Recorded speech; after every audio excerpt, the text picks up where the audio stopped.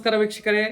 ಈಗ ಸರ್ಕಾರಿ ಸರ್ದಾರ್ಸ್ ಪ್ರೌಢಶಾಲೆಯಲ್ಲಿ ನಾವಿದ್ದೀವಿ. 2026-27ನೇ ಸಾಲಿನ ಶಾಲಾ ಸಂಸತ್ನ ಚುನಾವಣೆ ಈ ಬಾರಿ ಹಮ್ಮಿಕೊಂಡಿದ್ದಾರೆ. ಈ ಚುನಾವಣೆಗಾಗಿ ಯಾವ ರೀತಿಯ ಸಿದ್ಧತೆಯನ್ನು ಮಾಡಿಕೊಂಡಿದ್ದಾರೆ, ಚುನಾವಣಾ ಪ್ರಕ್ರಿಯೆ ಹೇಗೆ ನಡೆಯಲಿದೆ ಅನ್ನೋದನ್ನ ಈ ಶಾಲೆಯ ಉಪಪ್ರಾಂಶುಪಾಲರಾದ ಶ್ರೀಯುತ ಎಸ್ ಹಾದಿಮನಿ ಸರ್ ಅವ್ರನ್ನ ನಾನು ಕೇಳ್ತಾ ಇದ್ದೀನಿ. ಸರ್, ಈ ಒಂದು ಚುನಾವಣೆಗೆ ತಾವು ಯಾವ ರೀತಿಯ ಸಿದ್ಧತೆಯನ್ನ ಮಾಡ್ಕೊಂಡಿದ್ದೀರಿ ಮತ್ತು ಯಾವ ರೀತಿ ತಯಾರಿ ತಮ್ಮದಾಗಿದೆ ಅಂತ? ನಮಸ್ಕಾರ ರೀ. ನಾನು ಎಸ್ ಹಾದಿಮನಿ ಅಂತ ಹೇಳಿ ಸರ್ಕಾರಿ ಸರ್ದಾರ್ಸ್ ಪ್ರೌಢಶಾಲೆಯ ವೈಸ್ ಪ್ರಿನ್ಸಿಪಾಲ. ಈ ವರ್ಷ ಅಂದರೆ 2026ನೇ ಸಾಲಿನ ನಮ್ಮ ಶಾಲೆಯ ಶಾಲಾ ಸಂಸತ್ತಿನ ಚುನಾವಣೆಗಾಗಿ ಈಗಾಗಲೇ ಚುನಾವಣಾ ಅಧಿಸೂಚನೆ ಹೊರಡಿಸಿದ್ದೀವಿ. ಅಧಿಸೂಚನೆ ಹೊರಡಿಸಿದ ಪ್ರಕಾರ ಯಾರ್ಯಾರು ಚುನಾವಣೆಗೆ ಸ್ಪರ್ಧೆ ಮಾಡಬೇಕಂತೇಳಿ ಇಷ್ಟ ಇದೆಯಲ್ಲ ಎಲ್ಲ ಅಭ್ಯರ್ಥಿಗಳು ವಿದ್ಯಾರ್ಥಿಗಳೆಲ್ಲ ಏನು ಮಾಡಿದ್ದಾರೆ ಅಂದರೆ ನಾಮಿನೇಷನನ್ನು ಫೈಲ್ ಮಾಡಿದರು. ನಾಮಿನೇಷನ್ ಕೊಟ್ಟಂಥ ಎಲ್ಲ ವಿದ್ಯಾರ್ಥಿಗಳ ನಾಮಿನೇಷನ್ ಪರಿಶೀಲನೆ ಮಾಡಿ ಆಮೇಲೆ ಅರ್ಹ ವಿದ್ಯಾರ್ಥಿಗಳ ಪಟ್ಟಿಯನ್ನು ಪ್ರಕಟ ಮಾಡಿದ್ದೀವಿ. ಆಮೇಲೆ ಚುನಾವಣೆಗೆ ಸಂಬಂಧಿಸಿದಂಗೆ ಒಬ್ಬ ಚುನಾವಣಾ ಅಧಿಕಾರಿಗಳ ನೇಮಕ ಮಾಡಿದ್ದೀವಿ. ಅದೇ ರೀತಿ ಪೋಲಿಂಗ್ ಆಫೀಸರ್ ನೇಮಕ ಮಾಡಿದ್ದೀವಿ. ಸಂಬಂಧಿಸಿದ ಪೋಲಿಂಗ್ ಆಫೀಸರ್ಗಳಿಗೆ ಏನು ತರಬೇತಿ ಇತ್ತೋ ಸೂಕ್ತ ಅಂತ ತರಬೇತಿಯನ್ನು ಕೊಟ್ಟಿದ್ದೀವಿ. ಬರುವ ಶುಕ್ರವಾರ ದಿವಸ ನಮ್ಮ ಶಾಲೆಯಲ್ಲಿ ಚುನಾವಣೆ ಘೋಷಣೆಯನ್ನು ಕೂಡ ಮಾಡಿದ್ದೀವಿ. ಇದಕ್ಕೆ ಸಂಬಂಧಿಸಿದಂಗೆ ನಮ್ಮ ಶಾಲೆಯಲ್ಲಿ ದಾಖಲಾದಂಥ ಎಲ್ಲ ಮಕ್ಕಳು ಏನಾಗಿರ್ತಾರೆ ಅಂತಂದ್ರೆ ಮತದಾರರಾಗಿರ್ತಾರೆ. ಆಮೇಲೆ ಈಗಾಗಲೇ ಅಭ್ಯರ್ಥಿಗಳ ಪಟ್ಟಿಯನ್ನು ನಾವು ಈಗಾಗಲೇ ಪ್ರಕಟ ಮಾಡಿದ್ದೀವಿ. ಅವರಿಗೆ ಚಿಹ್ನೆಯನ್ನು ಕೂಡ ಕೊಟ್ಟಿದ್ದೀವಿ. ಆಮೇಲೆ ಚುನಾವಣಾ ಪ್ರಕ್ರಿಯೆ ಯಾವ ರೀತಿಯಾಗಿ ನಡೀತದೆ ಅಂತಂದ್ರೆ ಎಲೆಕ್ಟ್ರಾನಿಕ್ ವೋಟಿಂಗ್ ಮಷಿನ್ ಏನಿದೆಯಲ್ಲ, ಸೊ ಅದೇ ರೀತಿಯಾಗಿ ನಾವು ಕೂಡ ಒಂದು EVM ಮಷಿನನ್ನು ಆ್ಯಪ್ ಮೂಲಕ ತಯಾರು ಮಾಡಿಕೊಂಡಿದ್ದೀವಿ. ಎಲ್ಲ ಮಕ್ಕಳು ಕೂಡ ತಮ್ಮ ID ಕಾರ್ಡನ್ನ ತೋರಿಸ್ಬೇಕು. ಆಮೇಲೆ ಮತದಾನ ಮಾಡೋಕ್ಕಿಂತ ಮುಂಚೆ ಅವರಿಗೆ ಇಂಡೆಲಿಬಲ್ ಇಂಕನ್ನು ನಾವು ಮಾರ್ಕರ್ ಮೂಲಕ ನಮೂದಿಸ್ತೇವೆ. ಪೋಲಿಂಗ್ ಆಫೀಸರ್ಗಳನ್ನು ಪರಿಶೀಲನೆ ಮಾಡಿ ಮಕ್ಕಳು ತಮ್ಮ ಮತವನ್ನು ದಾಖಲು ಮಾಡ್ತಾರೆ. ಒಟ್ಟಾರೆಯಾಗಿ ಭಾರತೀಯ ಚುನಾವಣಾ ಆಯೋಗ ಯಾವ ರೀತಿಯಾಗಿ ನಮ್ಮ ದೇಶದಲ್ಲಿ ಚುನಾವಣೆಗಳು ನಡೆಸ್ತದೆಯೋ ಅದೇ ರೀತಿಯಾಗಿ ಆ ಕಲ್ಪನೆ ಮಕ್ಕಳಲ್ಲಿ ವಾಸ್ತವಿಕವಾಗಿ ಬರಲಿ ಅನ್ನೋ ಕಾರಣಕ್ಕಾಗಿ ಚುನಾವಣೆಯನ್ನು ನಾವು ಮಾಡಿಸ್ತಾ ಇದ್ದೇವೆ. ಮಕ್ಕಳು ಕೂಡ ಭಾಳ ಉತ್ಸಾಹದಿಂದ ಅಭ್ಯರ್ಥಿಗಳಾದಂಥವರು ತಮ್ಮ ಸ್ನೇಹಿತರನ್ನ, ತಮ್ಮ ಅನುಯಾಯಿಗಳನ್ನ, ಬೆಂಬಲಿಗರನ್ನ ಕರ್ಕೊಂಡು ಪ್ರತಿ ಕ್ಲಾಸ್ಗೂ ಹೋಗಿ ನಾವೇನಾದರೂ ಗೆದ್ದು ಬಂದರೆ 1 ವರ್ಷದಲ್ಲಿ ನಮ್ಮ ಶಾಲೆಗಾಗಿ ನಾನು ಏನೇನು ಮಾಡಬಲ್ಲೆ ಅನ್ನುವಂಥ ತಮ್ಮ ವಿಷನ್ ಕೂಡ ಮಕ್ಕಳ ಮುಂದೆ ಮಂಡಿಸ್ತಾ ಇದ್ದಾರೆ. ಮಕ್ಕಳು ಕೂಡ ಉತ್ಸಾಹದಿಂದ ಇವತ್ತಿನ ಈ ವರ್ಷದ ಚುನಾವಣೆಯಲ್ಲಿ ಭಾಗಿಯಾಗಿ ತಮಗೆ ಬೇಕಂತ ಅಭ್ಯರ್ಥಿಯನ್ನು ಆಯ್ಕೆ ಮಾಡ್ತಾರೆ. ಧನ್ಯವಾದಗಳು ಸರ್. ತುಂಬಾ ಚೆನ್ನಾಗಿ ಒಂದು ವ್ಯವಸ್ಥೆಯನ್ನು ನೀವು ಮಾಡ್ಕೊಂಡಿದ್ದೀರಿ. ಹಾಗೆ ಈ ಒಂದು ಚುನಾವಣೆಯಲ್ಲಿ ಸರ್ ಎಷ್ಟು ಮಕ್ಕಳು ಅಂದ್ರೆ ಗಂಡು ಮಕ್ಕಳು ಎಷ್ಟು ಜನ ಸ್ಪರ್ಧೆ ಮಾಡಿದ್ದಾರೆ, ಹೆಣ್ಮಕ್ಳು ಎಷ್ಟು ಜನ ಸ್ಪರ್ಧೆ ಮಾಡಿದ್ದಾರೆ? ಈ ಸಾಮಾನ್ಯವಾಗಿ ಚುನಾವಣೆಯಲ್ಲಿರುವಂತೆ ಇಲ್ಲಿ ಮೀಸಲಾತಿ ವ್ಯವಸ್ಥೆಯನ್ನು ಏನಾದರೂ ತಾವು ಈ ಒಂದು ಶಾಲೆಯಲ್ಲಿ ತಂದಿದ್ದೀರಾ ಶಾಲಾ ಸಂಸತ್ತಿನಲ್ಲಿ?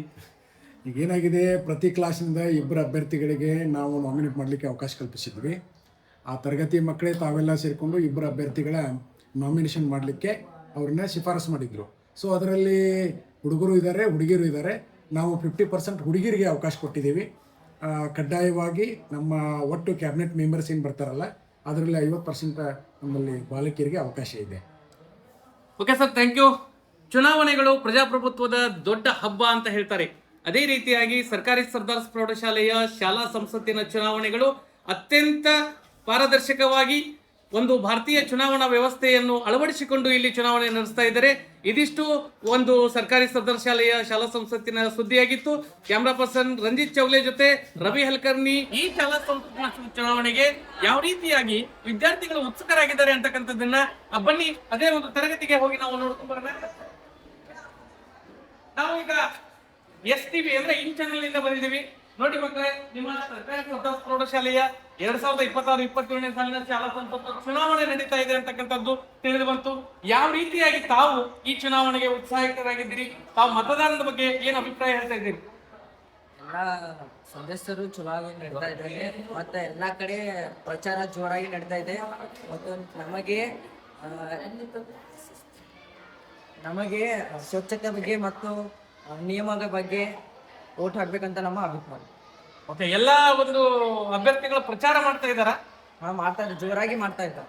ಓಕೆ, ಏನ್ ಹೇಳ್ತಾ ಇದ್ದಾರೆ? ತಾವು ಗೆದ್ದು ಬಂದ್ರೆ ಏನ್ ಮಾಡ್ತೀವಿ ಅಂತ ಹೇಳ್ತಾ ಇದ್ದಾರೆ? ನಾವು ಎಲ್ಲ ಚಲೋಗಿ ನಡೆಸ್ತೇವೆ. ನಿಯಮ ಬಗ್ಗೆ, ಎಲ್ಲ ಸ್ವಚ್ಛತೆ ಬಗ್ಗೆ, ಊಟದ ಬಗ್ಗೆ ಎಲ್ಲ ಚಲೋ.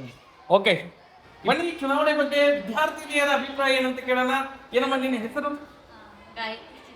ಗಾಯತ್ರಿ. ಈ ವರ್ಷದ ಚುನಾವಣೆಯ ವಿಶೇಷತೆ ಏನಿದೆ ನಿಮ್ಮ ಶಾಲೆಯಲ್ಲಿ?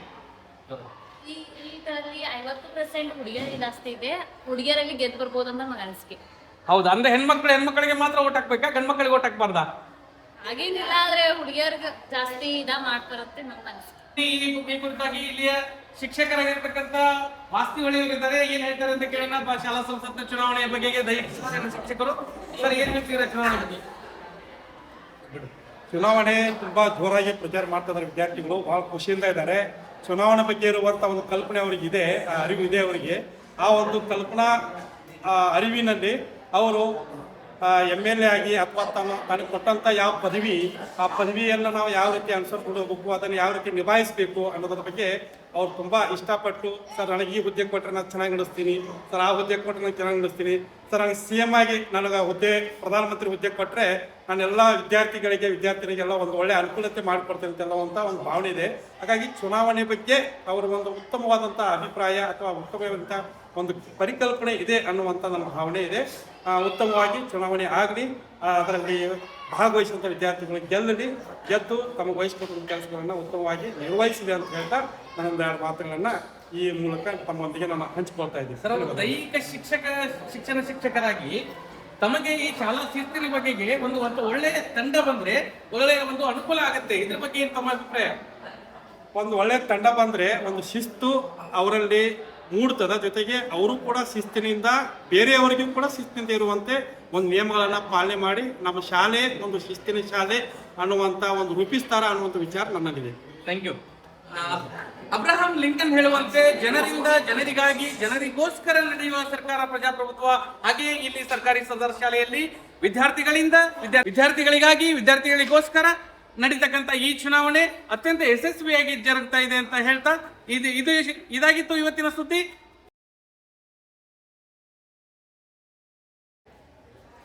ಸರ್ಕಾರಿ ಸರ್ದಾರ್ ಪ್ರೌಢಶಾಲೆಯ 2026-27ನೇ ಸಾಲಿನ ಶಾಲಾ ಸಂಸತ್ನ ಚುನಾವಣೆ ಈಗ ನೀವು ನೋಡ್ತಾ ಇದ್ದೀರಾ. ಮತಗಟ್ಟೆ ನಂಬರ್ 1ರಲ್ಲಿ APR ಲಕ್ಷ್ಮೀ ಕುಳಿತಿದ್ದಾರೆ. ಹಾಗೆ ಮೊದಲ ಪೋಲಿಂಗ್ ಆಫೀಸರ್ ಆಗಿ ಅನನ್ಯ ಪತಂಗೆ ಇದ್ದಾರೆ. ಹಾಗೆ 2ನೇ ಪೋಲಿಂಗ್ ಆಫೀಸರ್ ಆಗಿ ನಮ್ಮ ಸಾಕರೆ ಅವರು ಕೂತಿದ್ದಾರೆ. ಮತ್ತೆ ಇಲ್ಲಿ ನೀವು ನೋಡ್ಬೋದು ಮತಗಟ್ಟೆ ಅಧ್ಯಕ್ಷಾಧಿಕಾರಿ ಅಂದ್ರೆ ಏನು PRO ಅಂತ ಹೇಳ್ತೀವಿ, PRO ಆಗಿ ಇಲ್ಲಿ ನಾವು ನೀಲಾ ದೊಡ್ಡಮಣಿ ಕೂತ್ಕೊಂಡಿದ್ದಾರೆ. ಹಾಗೆ ಶಾಲಾ ಸಂಸತ್ನ ಚುನಾವಣೆಯಲ್ಲಿ ಮತಗಟ್ಟೆಯನ್ನ ನಿರ್ಮಾಣ ಮಾಡಲಾಗಿದೆ. ಇಲ್ಲಿ ಈ ಮತದಾನಕ್ಕಾಗಿ ಇವರು EVM ಮಷೀನ್ ಅನ್ನ ಒಂದು ಬಳಸ್ಕೊಂತ ಇದ್ದಾರೆ. ಆ EVM ಮಷೀನ್ ನ ಶಾಂಪಲ್ ಅನ್ನ ತಾವು ಇಲ್ಲಿ ವೀಕ್ಷಿಸಬಹುದು. ಹೇಗೆ ಭಾರತೀಯ ಚುನಾವಣಾ ಆಯೋಗ ಯಾವ ರೀತಿಯಾಗಿರ್ತಕ್ಕಂಥ ಚುನಾವಣೆಯನ್ನ ನಡೆಸುತ್ತೋ ಅದೇ ರೀತಿಯಾಗಿರ್ತಕ್ಕಂಥ ಒಂದು ಚುನಾವಣೆಯನ್ನ ಈ ಒಂದು ಶಾಲಾ ಸಂಸತ್ ಚುನಾವಣೆಗೆ ಇಲ್ಲಿ ನಿರ್ಮಾಣ ಮಾಡಿಕೊಂಡಿದ್ದಾರೆ ಹೇಳ್ಬೋದು ನೀವು.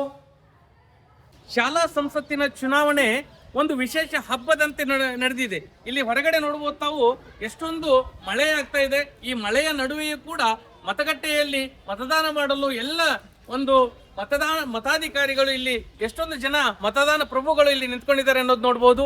ಭಾರತೀಯ ಚುನಾವಣಾ ಆಯೋಗವು ಭಾರತದ ಶಾಲೆಗಳಲ್ಲಿ ELC ಕ್ಲಬ್ನ ಮುಖಾಂತರ ಶಾಲಾ ಸಂಸತ್ನ ಚುನಾವಣೆಯನ್ನು ನಡೆಸಿ ಮಕ್ಕಳಿಗೆ ಮತದಾನದ ಅರಿವು, ನೈತಿಕ ಮತದಾನ ಮತ್ತು ಚುನಾವಣೆಯ ಸಾಕ್ಷರತೆಯನ್ನು ನೀಡಲು ಈ ಒಂದು ELC ಕ್ಲಬ್ನ ಮುಖಾಂತರ ಶಾಲಾ ಸಂಸತ್ತಿನ ಚುನಾವಣೆಯನ್ನ ಹಮ್ಮಿಕೊಳ್ತಾ ಇದ್ದಾರೆ.